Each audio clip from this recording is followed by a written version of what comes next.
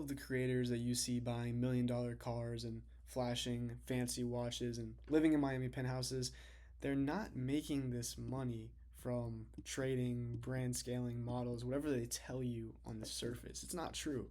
They're making their money from you, and they're doing that by selling courses.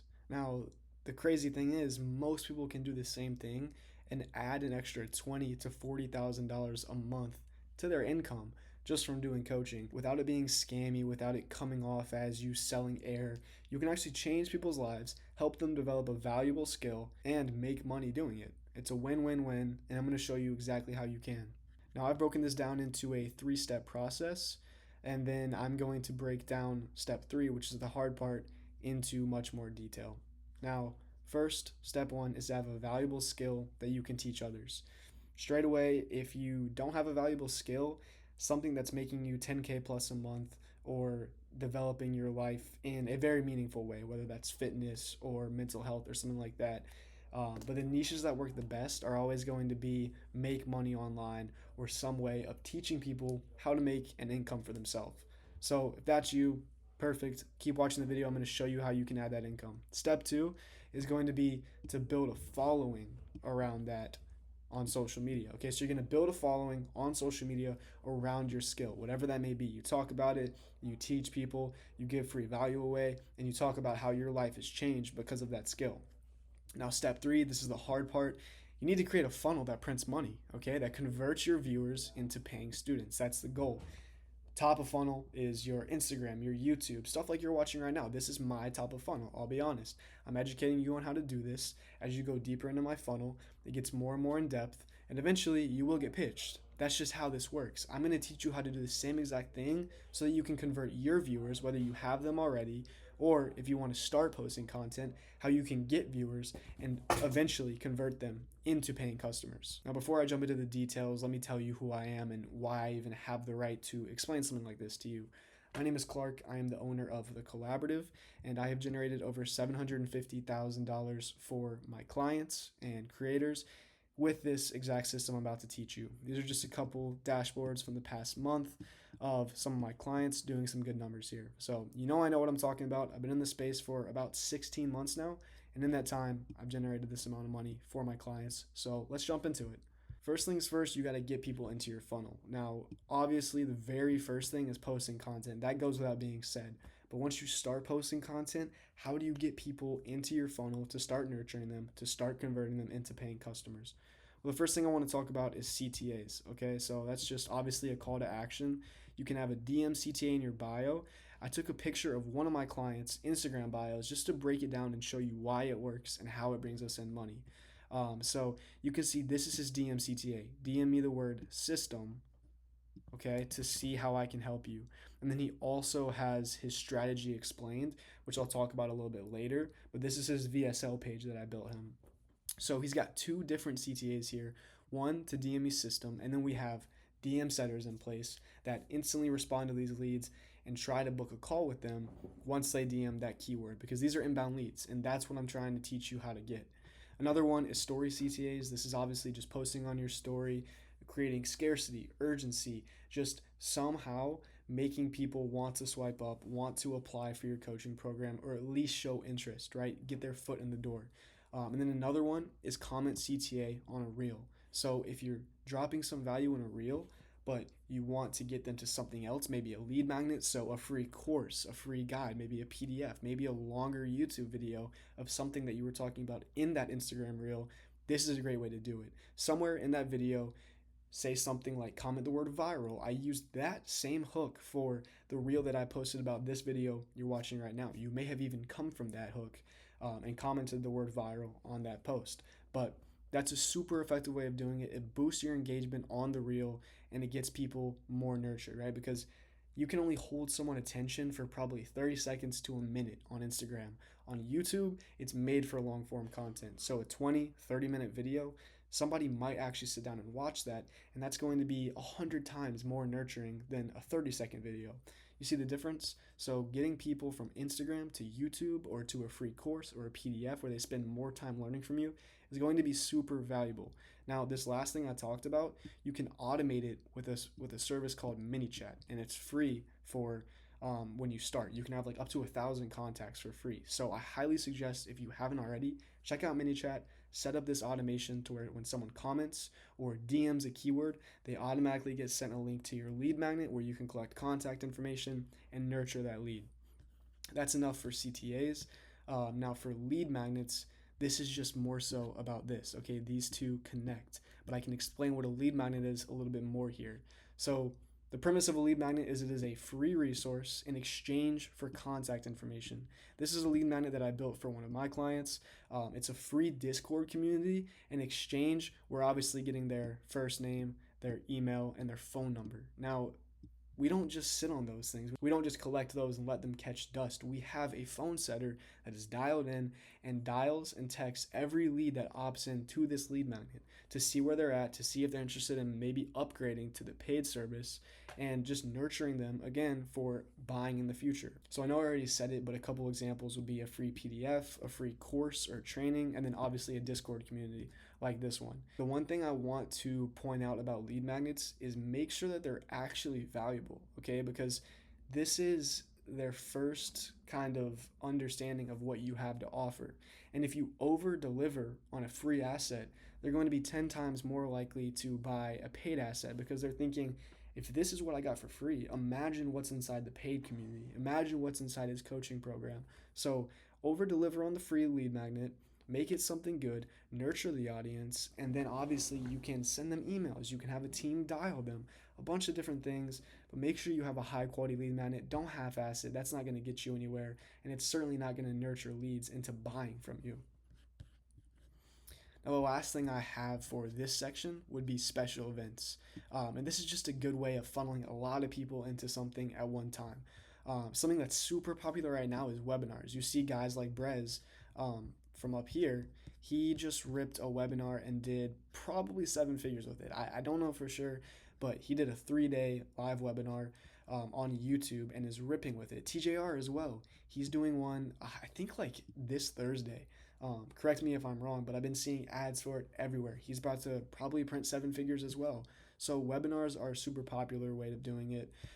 Special live streams. You can always just go live on YouTube, go live on Instagram, get people nurtured, get people in your community, and then challenge funnels as well. So Iman Godzi is a great example of this. Every quarter, I want to say, like literally 4 times a year, he'll do a 3-day challenge funnel where he helps people make their first 1K online or $10,000 with their online business, whatever it may be. And it always turns into a pitch at the end. And he brings in 7 figures every time, right? It's a huge way of generating a lot of leads at one time. This is a lot more advanced than just lead magnets or CTAs. So this would be something that you would do down the road. But keep it in mind because it's a great way to get people into your funnel and to collect information. Now, once you have people in your funnel, what do we do with them, right? How do we convert them? Well, our goal once they're in the funnel is to book a call with them, always. Now, how we're going to do this is a few different ways. Number one is VSLs. If you remember just a minute ago, I was talking about James here and his bio. This website right here is a VSL funnel. Now, what that means is they click on it and they're going to get something like this. I screenshotted this from one of my other clients. His name is Adam Griffin. You can check it out if you want to by going to his YouTube and finding this exact website.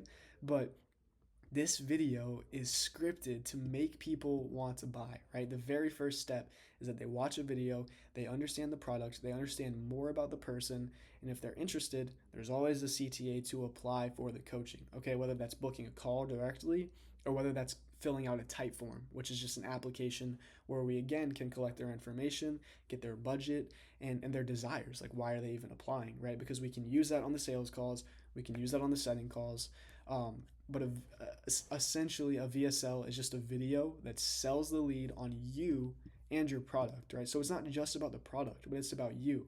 Because whatever your niche is, you watching right now, I can guarantee you there's 100 other creators in that same niche. You have to separate yourself from the competition and explain why should a lead buy from you and not someone else that's already more established in the same niche. That's where your VSL needs to do well, and then you need to sell your product itself, whether that's coaching, whether that's a program. You need to make sure you do both things in the VSL. And then again, like I said, at towards the end of a VSL, you need a CTA to apply or book a call with the sales team, right? Either way, they're going down into the funnel even more. Obviously, that's why we call it a funnel. Um, and then setters dialing leads. Like I said, when someone comes from a lead magnet or when someone applies, you need setters ready to dial them and book ASAP. So once, what did I say here? I messed up my grammar a little bit, but once you get a lead's contact information from an opt in, a lead magnet, or an application, or anything else that you can get contact info from, you should always have setters ready to dial and book calls. What the setters do is financially qualify the lead. They ensure that lead will show up using tie downs to make sure that they're not going to no show, that they're not going to reschedule. And then we're going to make sure that they watch the pre call material, which is the next step I'm going to explain because pre call is essential for nurturing and having the lead close, if that makes sense. So, this is how we book calls. There's a lot of different ways of doing it. Essentially, you're going to use step one, which is getting people into your funnel, and use that contact information to then book leads. Now, once you have your calendar filled, how do we make sure they actually close? Well, the biggest part of that is going to be nurturing your leads. Now, we're going to start with testimonials. This is super important. If you don't have any, you just got to get some ASAP, whether that's teaching people for free and getting those, or maybe stretching the truth a little bit and using some people that you've maybe worked with in the past or something like that. Really, really, really try to get some testimonials, even if they're small. This is really important for, again, gaining trust from your leads, okay? You need to prove that not only can you do it for yourself, which obviously you already have, whatever that skill is, whatever you're teaching, you've done it for yourself, but can you teach others how to do it? Because that's what people are going to ask. So you need to be able to successfully teach others. Um, there's a lot of different forms of testimonials. I would suggest that you try to compile as many as possible. For my clients, I recommend case studies, which are one-on-one interviews. So the best form of that is in person. This is Adam again. We actually flew a couple of his students out to Miami last November, and we had one-on-one case studies filmed at the house we rented out at the Airbnb. This was super huge. So the highest quality testimonials you could get is one-on-one in-person testimonials. But if you can't do that, a super common way is just hopping in a Discord call together, screen recording that, and that's a case study as well. And then obviously screenshots. So if you have people posting wins in a Discord or texting you that they just hit X amount per month or something, screenshots like that are going to be super important.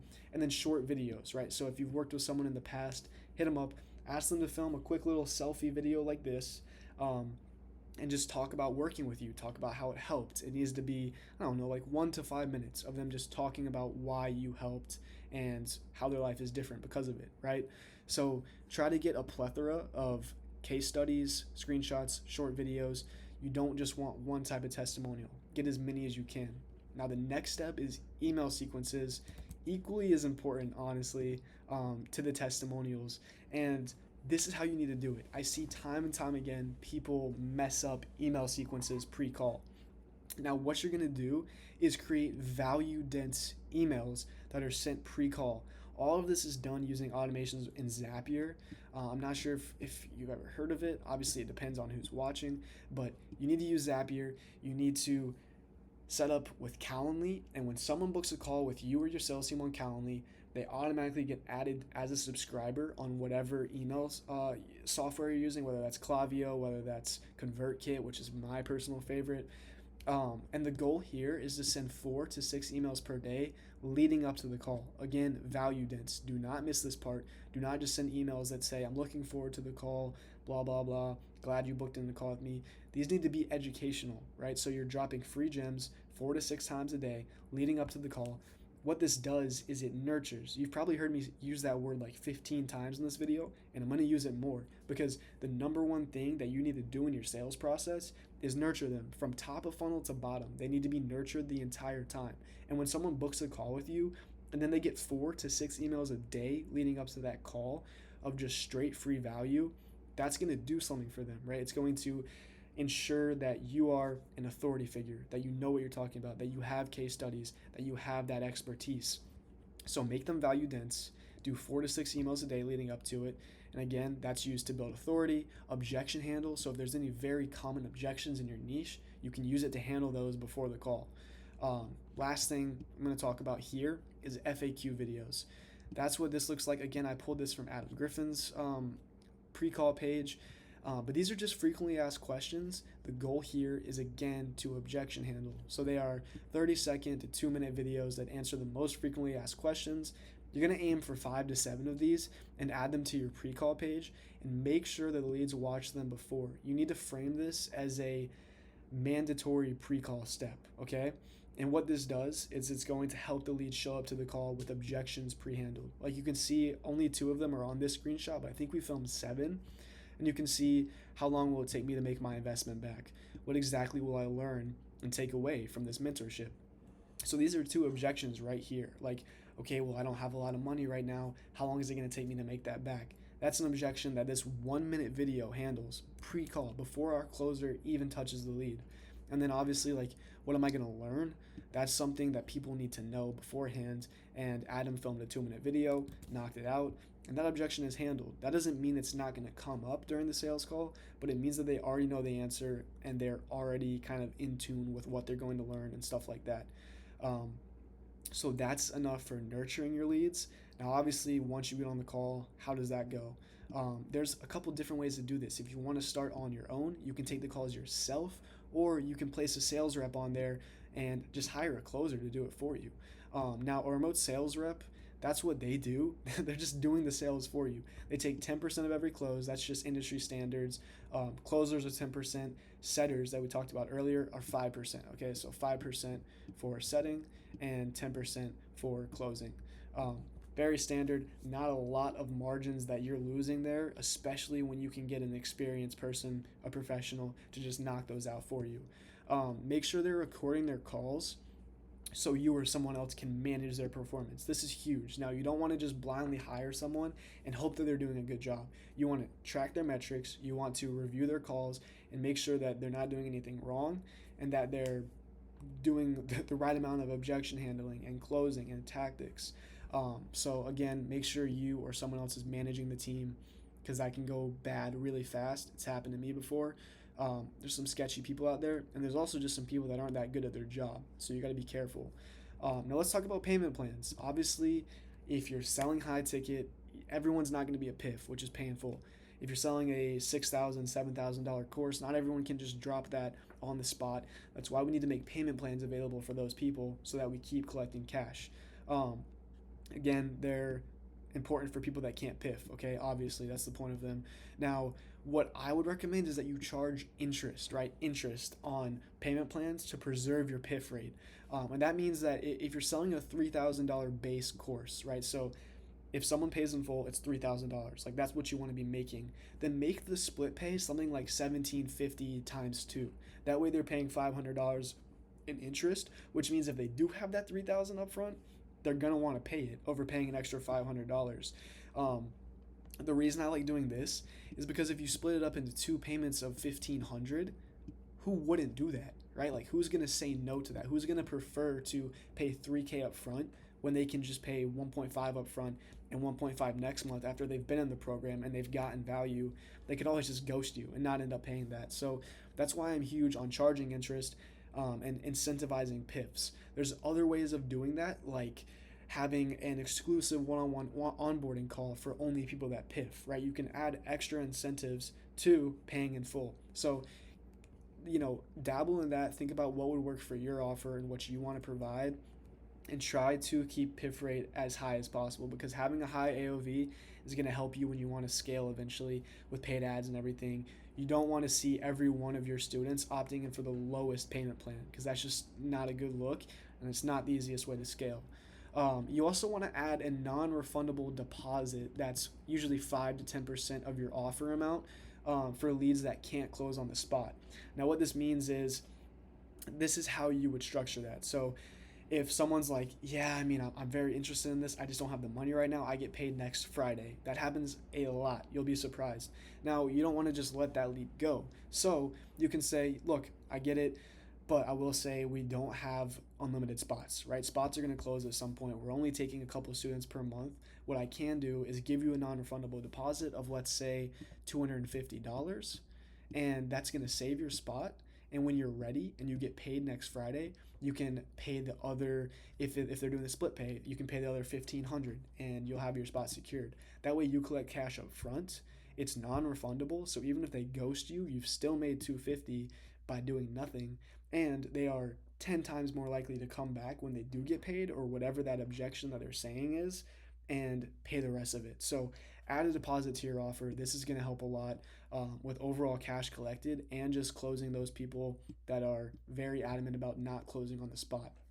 Now, let's say you do close someone. This is a very important step that you don't want to skip, and that's avoiding buyer's remorse. If you don't know what buyer's remorse is, it basically means someone pays and then they regret it instantly and they want a refund. They charge back on whatever platform they bought on. It's just kind of like a instant like, oh geez, I just spent 3 grand, like I shouldn't have done that. Good thing is a good onboarding plan is the way to fix that, right? It makes it very easy. So you want to make new clients happy and chargebacks low. That's how you scale. So include an onboarding call. Welcome them to the group, right? The way that we do it with all of our offers is I'll go in and, or whoever the closer is, and at the person in Discord and say, everyone welcome blank to the Discord. He just joined, he's excited to get started. And then we'll have like 5-10 people welcome him in, which helps more than you would know. He feels welcomed, he or she feels welcomed, and it just makes it a lot more valuable. So another thing is to provide valuable resources ASAP so that the client gets a small win quick. If you can get your client a small win quick, whatever that may be for your industry, that's going to help a ton with buyer's remorse and also having them finish out their payment plans if that's what they're on. So try to get them a small win pretty quickly into the program. But a good onboarding process is going to help a ton with chargebacks and with buyer's remorse, which is more important than you may think.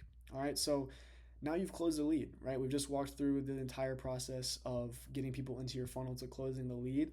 Now let's talk about scaling because that's what everyone wants to do eventually, right? That's the end goal. So for scaling, it's very simple. It's a repetitive process. You just need to have things dialed. Okay, so number one is tracking metrics. You need a very effective way of doing this because if you want to scale, you have to track metrics and KPIs to find bottlenecks in your funnels. Okay, so here's a couple ones that I put. This is not at all of them. These are just some examples for you to understand what I'm talking about. So opt-in and application rate, and that would be like, let's say 100 people view your website each week and 20 of those opt in. So that's a 20% opt-in rate.